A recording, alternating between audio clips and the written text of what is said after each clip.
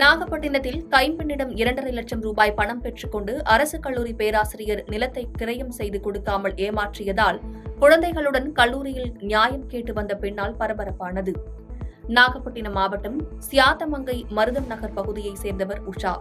இவரது கணவர் ராஜலிங்கம் கடந்த 8 வருடங்களுக்கு முன்பு விபத்தில் உயிரிழந்துள்ளார். இவருக்கு 10ஆம் வகுப்பு படிக்கும் மகளும் 7ஆம் வகுப்பு படிக்கும் மகனும் உள்ளனர். இந்நிலையில் உஷா கூலி வேலை செய்து தனது பிள்ளைகளுடன் வாழ்ந்து வருகிறார். இந்த நிலையில் கடந்த 2.5 ஆண்டுகளுக்கு முன்பு சியாத்தமங்கலம் பகுதியைச் சேர்ந்த அரசு கல்லூரி பேராசிரியர் ஜெயசங்கர் என்பவரின் நிலத்தை வாங்குவதற்காக வீட்டிற்கே சென்று 2.5 லட்சம் ரூபாய் பணத்தை உஷா மற்றும் அவரது சகோதரர் கொடுத்துள்ளனர்.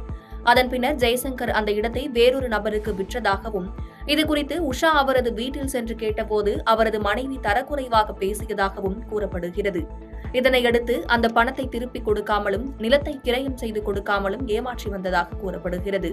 இதுகுறித்து உஷா திட்டச்சேரி காவல் நிலையம், மாவட்ட காவல் கண்காணிப்பாளர் அலுவலகம், முதல்வரின் தனிப்பிரிவு என பல்வேறு இடங்களில் புகார் அளித்துள்ளார். இந்த நிலையில் உஷா மற்றும் அவரது 2 குழந்தைகள் மற்றும் உறவினர்கள் ஆகியோர் ஜெய்சங்கர் பணிபுரியும் கல்லூரிக்கே நேரில் சென்று நியாயம் கேட்பதற்கு சென்றுள்ளனர்.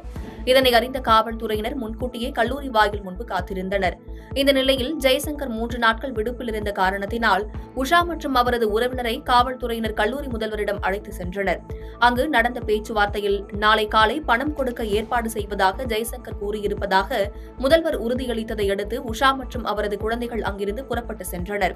கைம்பெண் ஒருவர் நிலத்திற்கு பணம் கொடுத்து பேராசிரியர் ஏமாற்றியதாக பணிபுரியும் கல்லூரி வாயில் முன்பு நியாயம் கேட்க வந்ததால் அங்கு பரபரப்பு ஏற்பட்டது. 2.5 லட்ச ரூபா கொடுத்துருக்கா. நான் 2 வருஷம் ஆயிட்டுங்க சார். இன்னைக்கு நாளைக்கு தான் இப்படியே சொல்லி என்னை ஏமாத்திட்டு தான் இருக்காங்களே. அவங்க எங்கே போனாலும் இன்னைக்கு தர நாளைக்கு தர யாராவது வச்சு அவங்கள வச்சு தான் பேசுகிறாங்களே.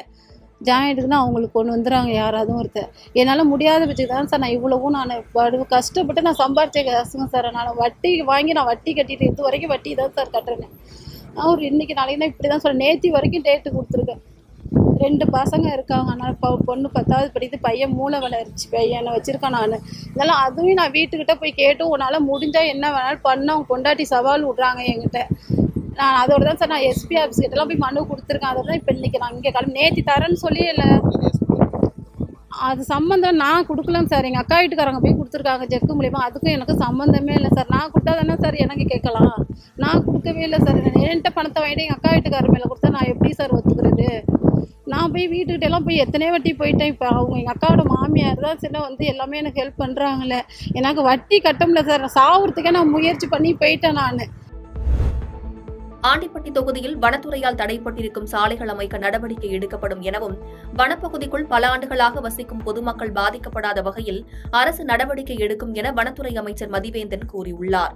தேனி மாவட்டம் ஆண்டிப்பட்டி தொகுதிக்கு உட்பட்ட கடமலை மயிலை ஒன்றியத்தில் பல்வேறு கிராமங்களுக்கு அமைக்கப்பட்டுள்ள 10க்கும் மேற்பட்ட தார் சாலைகள் வனத்துறையால் புதுப்பிக்கப்படாமல் உள்ளது.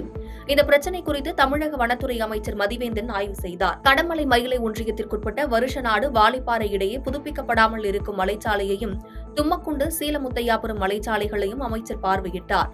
பின்னர் செய்தியாளர்களிடம் பேசிய அவர், சாலை அமைக்கும் பகுதிகள் வனத்துறைக்கு சொந்தமான இடத்தில் இருந்து வருவதால் சாலை அமைக்கப்படாமல் உள்ளது. இதனால் சாலை அமைப்பதற்கு கொடுக்கப்படும் இடத்திற்கு மாற்றாக வனத்துறைக்கு மாற்று இடம் கொடுப்பது, சாலை அமையும் இடத்தில் மரங்கள் இருந்தால் அதனை அகற்றுவதற்கான அனுமதி உள்ளிட்ட பல்வேறு பணிகள் இருப்பதால் இது தொடர்பாக தேனி மாவட்ட ஆட்சித்தலைவர் உள்ளிட்ட உயரதிகாரிகளுக்கான ஆலோசனைக் கூட்டம் நடத்த உள்ளதாக கூறினார்.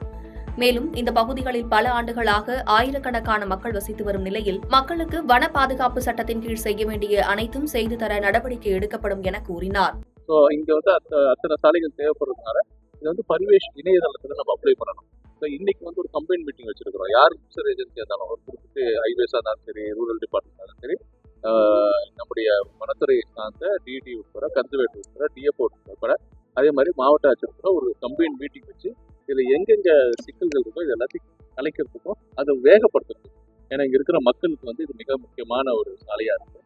அதனால இதை வேகப்படுத்தி இவங்களுக்கு கூடிய சீக்கிரம் அதுக்கு அனுமதி வர்றதுக்காக தான் நானும் நம்முடைய சட்டமன்ற கோரிக்கையை இங்கே வந்திருக்கோம். கண்டிப்பாக விரைவுபடுத்துவோம். இந்த சீக்கிரமாக அந்த சாலைகளை நம்ம கொடுக்கணும். இவங்க அந்த யூசர் ஏஜென்சிங்கிறவங்க என்னென்ன சான்றிதழ் அவங்க கொடுக்கணும், எங்கெங்க பிழை இருக்குது, எது மாற்றி கொடுக்கணும், இது எல்லாத்தையும் நான் அவங்களுக்கு கைட் பண்ணுவோம். வனத்துறை அதிகாரிகளுக்கும் நான் என்ன அவங்களுக்கு உத்தரவிட்டிருக்கேன்னா, அவங்க ஏழை மக்கள் அவங்களுக்கு சில பேருக்கு தெரியாது. அதனால யூசர் ஏஜென்சி சில பேர் அவங்களும் மிஸ்கைட் ஆகும். ஸோ இதில் எதா இருந்தாலும் நம்ம வனத்துறை அதிகாரிகள் அவங்களுக்கு ப்ராப்பரான கைடன்ஸ் கொடுக்கணும், அசிஸ்டன்ஸ் கொடுக்கணும் அப்படிங்கிறத நான் அறிவுறுத்துறேன். மயிலாடுதுறையில் நடைபெறவுள்ள பொதுக்குழு ஆய்வுக் கூட்டத்திற்கு செல்வதற்காக சென்னையிலிருந்து விமானம் மூலம் திருச்சிக்கு காங்கிரஸ் கமிட்டி மாநில தலைவர் செல்வ பெருந்தகை வருகை தந்தார். பின்னர் செய்தியாளர்களிடம் பேசிய அவர், மத்திய பட்ஜெட்டில் எந்த மாநிலமும் ஒதுக்கப்படவில்லை என நிர்மலா சீதாராமன் கூறியுள்ளது குறித்த கேள்விக்கு ஆட்சியின் ஆயுளை நீடிப்பதற்காக மட்டுமே நிதி ஒதுக்கி இருப்பதாக கூறினார். அண்ணா பல்கலைக்கழகத்தை பொறுத்தவரை 2011ஆம் ஆண்டு முதல் பல்வேறு வகையில் முறைகேட்டில் ஈடுபட்டிருப்பதாகவும், பல்கலைக்கழகத்தில் உள்ள பதிவாளரில் இருந்து பேராசிரியர்கள் வரை அனைவருக்கும் சம்பளம் கொடுப்பது தமிழக அரசு.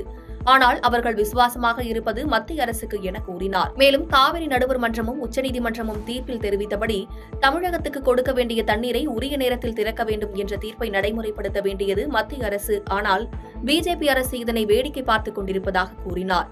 பிரதமர் நரேந்திர மோடி இதில் தலையிட்டு தமிழகத்திற்கு தேவையான தண்ணீரை பெற்றுத்தர வேண்டும் என கேட்டுக் கொண்டார். 26 MP வச்சிருக்காங்க நிதிஷ்குமாரும் சந்திரபாபு நாயுடு. அவங்க பீகார் கட்டுற ஜிஎஸ்டி 1900 கோடி, தமிழ்நாடு கட்டுறது ஏறக்குறைய 20,000 கோடி ஜிஎஸ்டி. ஆனால் அவர்களுக்கு ஏறக்குறைய 1 லட்சம் கோடி நிதி ஒதுக்குறாங்க. தமிழ்நாட்டுக்கு ஒன்றுமே இல்லை. அதே போன்று பீகாருக்கு வெள்ள நிவாரண தடுப்பு பணிகளுக்கு 11,500 கோடி. 100 ஆண்டுகள் கண்டிராத காற்றாற்று வெள்ளம், பெருமழை தமிழ்நாட்டில், குறிப்பாக சென்னை, செங்கல்பட்டு மாவட்டம், காஞ்சிபுரம் மாவட்டம், திருவள்ளூர் மாவட்டம், தென் மாவட்டங்களில் எடுத்தீங்கன்னா தூத்துக்குடி மாவட்டம். ஆனால் அவங்க இது வரைக்கும் ஒரு பைசா கூட ஒதுக்கலை. நிதியமைச்சர் நிர்மலா சீதாராமன் பார்த்துட்டு போனாங்க. பார்த்துட்டு போனதோடு சரி. இதுலையாவது ஏதாவது ஒதுக்குவாங்க, கருணை இருக்கும், இருதயத்தில் ஈரம் இருக்கும்னு பார்த்தோம். இருதயத்தில் ஈரமில்லாத ஒன்றிய அரசு தான் மோடியோட அரசு. மயிலாடுதுறை அருகே வயலில் அறுந்து கிடந்த உயர்மின் அழுத்த கம்பியை மிதித்த பெண் நிகழ்விடத்திலேயே உயிரிழந்த சம்பவம் அப்பகுதி மக்களிடையே சோகத்தை ஏற்படுத்தியுள்ளது. மயிலாடுதுறை மாவட்டம் கொற்றவநல்லூர் கிராமத்தைச் சேர்ந்தவர் அஞ்சாயாள். இவரது 3 மகள்களும் திருமணமாகி சென்றுவிட்ட நிலையில் கணவரை இழந்த அஞ்சாயாள் மட்டும் தனியாக வசித்து வந்துள்ளார். இந்நிலையில் சம்பவத்தன்று அப்பகுதியில் உள்ள வயலில் மேய்ச்சலுக்காக கட்டியிருந்த மாடு மற்றும் கன்றுக்குட்டியை வீட்டிற்கு ஓட்டி வர சென்றுள்ளார். அப்போது வயலின் மேல்புறத்தில் சென்ற உயர்மின்னழுத்த கம்பி அறுந்து கீழே கிடந்துள்ளது. இதனை அறியாத அஞ்சாயாள் கம்பியை மிதித்துள்ளார். இதில் மின்சாரம் தாக்கி நிகழ்விடத்திலேயே அஞ்சாயாள் பரிதாபமாக உயிரிழந்தார். இதையடுத்து உடனடியாக அப்பகுதியில் மின்சாரம் துண்டிக்கப்பட்டது. தகவல் அறிந்து வந்த மயிலாடுதுறை போலீசார் உடலை கைப்பற்றி பிரேத பரிசோதனைக்காக மயிலாடுதுறை அரசு மருத்துவமனைக்கு அனுப்பி வைத்தனர். விபத்து குறித்து மின்வாரிய உதவி செயற்பொறியாளர் கலியபெருமாள் மற்றும் போலீசார் விசாரணை நடத்தி வருகின்றனர்.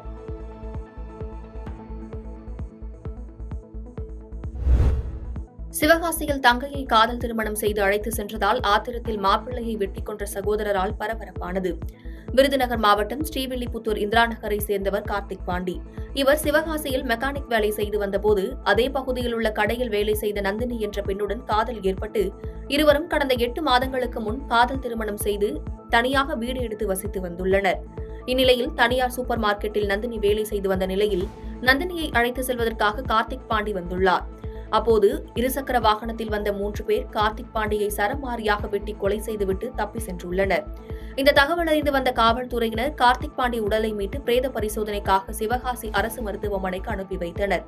இதுகுறித்து நடைபெற்ற முதற்கட்ட விசாரணையில் நந்தினியின் சகோதரர் பாலமுருகன் தனது நண்பர்களுடன் சேர்ந்து கார்த்திக் பாண்டியை கொலை செய்தது தெரியவந்துள்ளது. காதல் திருமணம் செய்ததால் தங்கை கணவரை அண்ணனை வெட்டிக் கொன்ற சம்பவம் அப்பகுதியில் பரபரப்பை ஏற்படுத்தியுள்ளது.